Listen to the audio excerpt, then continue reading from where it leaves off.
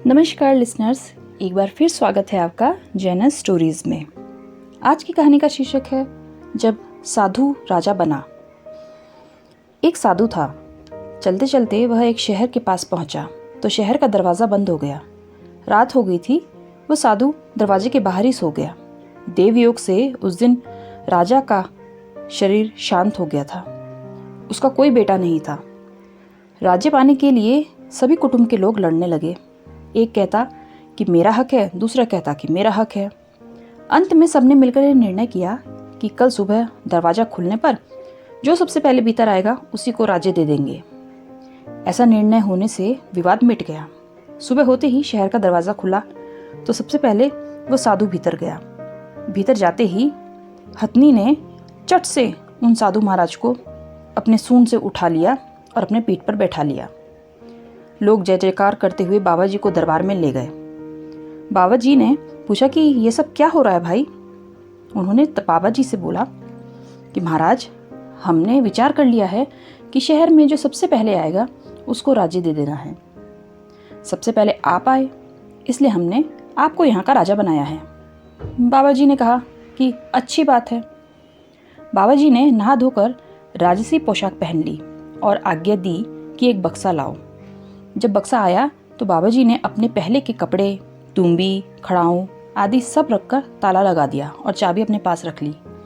अब बाबा जी बढ़िया रीति से राज्य करने लगे। बाबा जी में ना तो कोई कामना थी, ना कोई चिंता थी, ना उनको कोई भोग ही भोगना था। उन्होंने भगवान का नाम समझकर खूब बढ़िया रीति से राज्य किया। फलस्वरूप राज्य की बहुत उन्नति हो गई। आमदनी बहुत अच्छी हो गई। राज्य का खजाना भर गया। प्रजा सुखी हो गई। राज्य की समृद्धि को देखकर पड़ोस के एक राजा ने विचार किया, बाबा जी राज्य तो करना जानते हैं पर लड़ाई करना नहीं जानते। उसने चढ़ाई कर दी। राज्य के सैनिकों ने बाबा जी को समाचार दिया कि अमुक राजा ने चढ़ाई कर दी है। बाबा जी बोले, करने दो, अपने को लड़ाई नहीं करनी है। थोड़ी देर में समाचार आया कि शत्रु की सेना नजदीक आ गई है। बाबा जी बोले, आने दो। फिर समाचार आया कि शत्रु की सेना पास में आ गई है। तो बाबा जी ने एक आदमी भेजा और पूछा कि आप यहाँ क्यों आए हो। पड़ोसी राजा ने समाचार भेजा कि हम यह राज्य लेने आए हैं। बाबा जी ने कहा कि राज्य पाने के लिए लड़ने की जरूरत नहीं है। बाबा जी ने आज्ञा दी कि मेरा बक्सा लेकर आओ। बक्सा मंगाकर उन्होंने उसे खोला और अपने पहले के कपड़े पहन लिए, हाथ में तुम्बी ले ली और फिर बाबा जी चल दिए। और फिर उन्होंने पड़ोसी राजा से कहा कि इतने दिन मैंने रोटी खाई, अब आप खाओ। मैं तो इसलिए बैठा था कि राज्य संभालने वाला कोई नहीं था। अब आप आ गए हो तो इसको संभाल लो। व्यर्थ में लड़ना बेकार है। मनुष्य को क्यों मारे।